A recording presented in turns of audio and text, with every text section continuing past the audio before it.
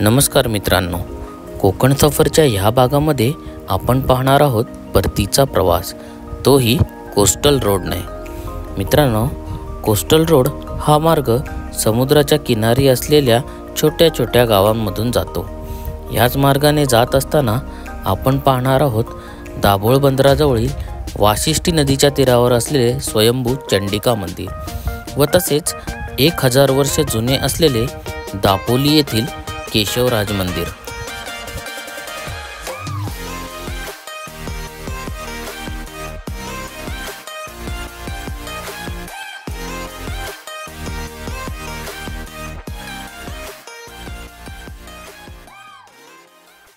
सुप्रभात मित्रांनो। तर कालचा आमचा दिवस खूप सुंदर गेला। वेळणेश्वर मंदिर, बामणगड आणि गुहागर बीच आपण काल बघितला। आज आपण चालू केला आहे परतीचा प्रवास। पण ह्या परतीच्या प्रवासातही आपण काही ठिकाणं बघणार आहोत। तर चला आपला परतीचा प्रवास चालू करूया आणि बघूया ती सुंदर सुंदर ठिकाणं।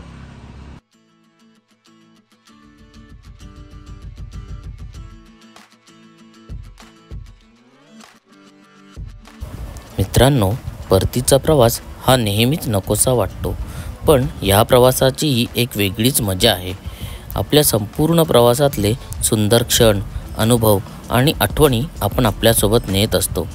तर असाच आमचाही परतीचा प्रवास सुरू झाला।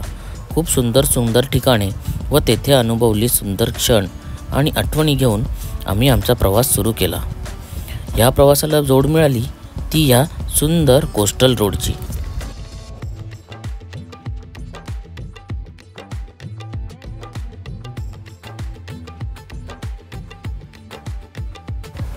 गुहागर येथून निघाल्यानंतर आम्ही हायवेनं न जाता कोस्टल रोडनी जाण्याचा निर्णय घेतला।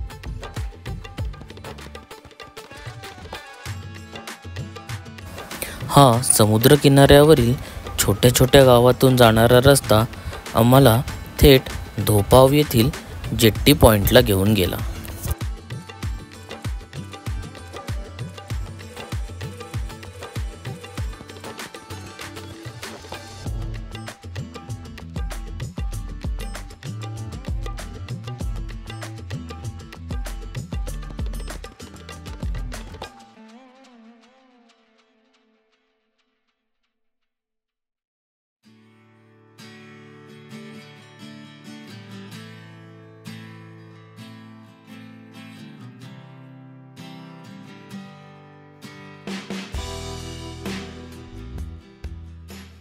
तर मित्रांनो, आता आपण पोहोचलो आहे जेट्टी पॉईंटला, धोपावे जेट्टी पॉईंटला।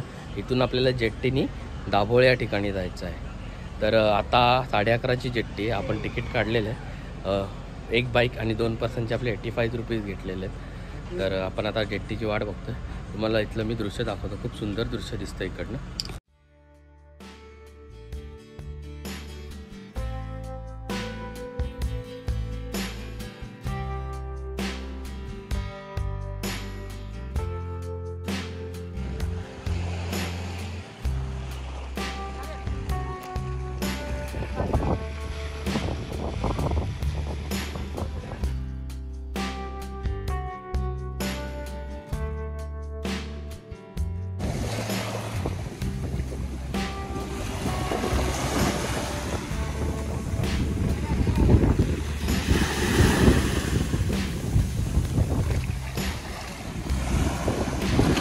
हे बघा मित्रांनो, समोरून जेट्टी येते, त्या जेट्टीमध्ये आपल्याला जायचं आहे।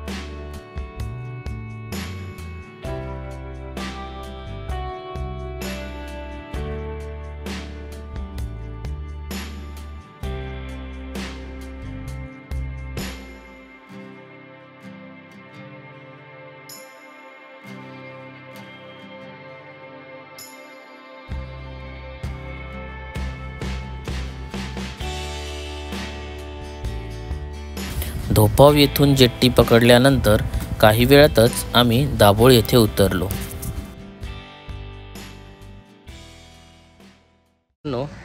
जेट्टीने आपण दाभोळ येथे उतरलो आहे. आता आपण इथून चाललो आहे चंडिका मंदिरकडे.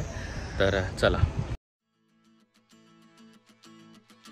दाभोळ हे गाव दालभ्य ऋषींच्या वसतिस्थानाने पवित्र असलेले असून एक निसर्गरम्य आणि हिरवेगार गाव आहे.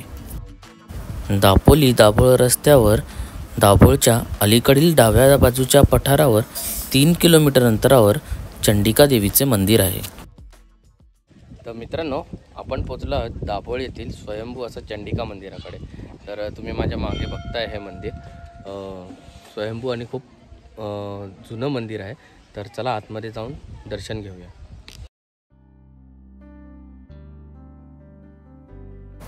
मित्रांनो, एक संघ कातळात तयार झालेल्या नैसर्गिक गुहेमध्ये चंडिका देवीची 3.5 फूट उंचीची काळ्या पाषाणातली शेंदूर लावलेली मूर्ती आहे.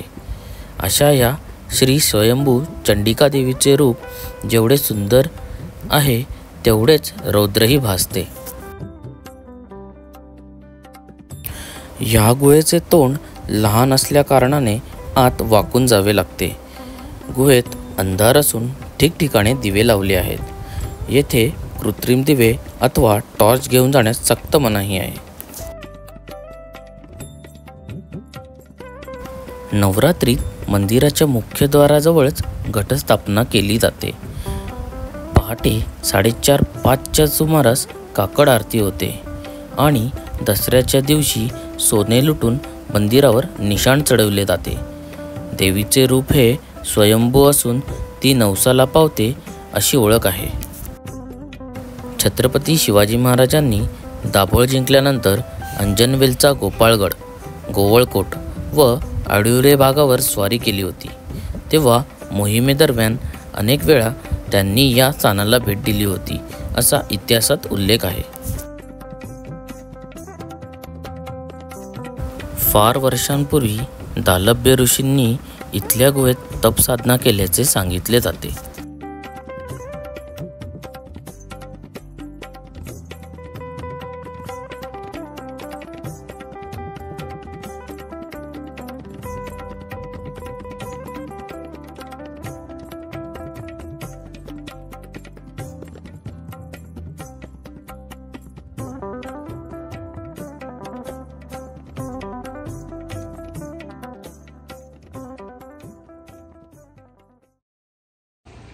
तर मित्रांनो, सुंदर असं ते चंडिका मंदिर बघून झाल्यानंतर आम्ही आलो आहे दापोली येथील केशवराज मंदिर बघायला.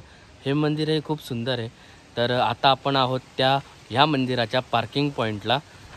मागे बघत असाल भरपूर गाड्या तुम्हाला इथे बघायला मिळतात. इथे आपली बाईक लावायची आणि त्या साईडला पुढे एक रस्ता खाली जातो आहे, तिथून आपल्याला चालत त्या मंदिरापर्यंत जायचं आहे. तर चला. इकडे बोर्ड लावला आहे केशवराज मंदिर, गणपती मंदिर, आणि इथे आपल्याला खाली जायचं आहे.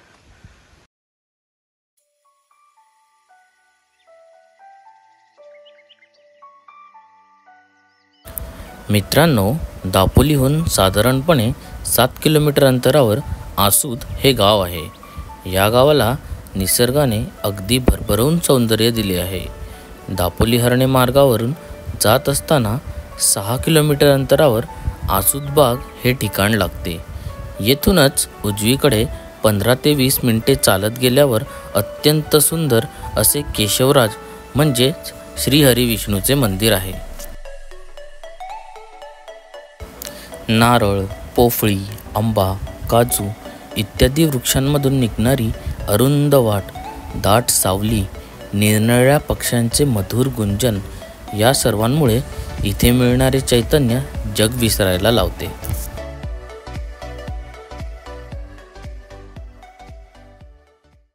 खूप सुंदर आणि निसर्गरम्य असं वातावरण आहे. दोन्ही बाजूला झाडीच झाडी आहेत, सुंदर हिरवी.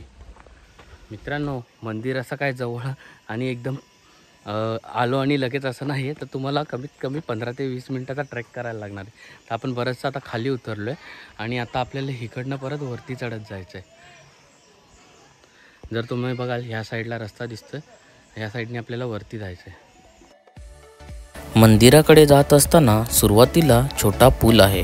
हा पूल पूर्वी लाकडी होता, आता सिमेंटचा बांधण्यात आला आहे. श्री ना पेंडसे यांच्या गारंबीचा बापू या कादंबरीत या पुलाचा उल्लेख आहे. मागे दिसत आहेत त्या पायऱ्या चढून आपल्याला वरती जायचे. चला. गर्द झाडीने वेढलेलं हे मंदिर साधारणपणे 1000 वर्ष जुने आहे. या मंदिराची रचना उत्तम असून बांधकाम दगडी आहे. हे मंदिर पांडवांनी एका रात्रीतच बांधले आहे अशी आख्यायिका सांगितली जाते. हे मंदिर गावापासून एका बाजूला आहे. सर्वसाधारणपणे विष्णुपत्नी लक्ष्मी यांची मंदिरे ही मुख्य वस्तीतच असतात आणि शंकराची मंदिरे एकाकी गावाबाहेर निर्जन ठिकाणी असतात. परंतु केशवराज हे मंदिर या गोष्टीस अपवाद आहे.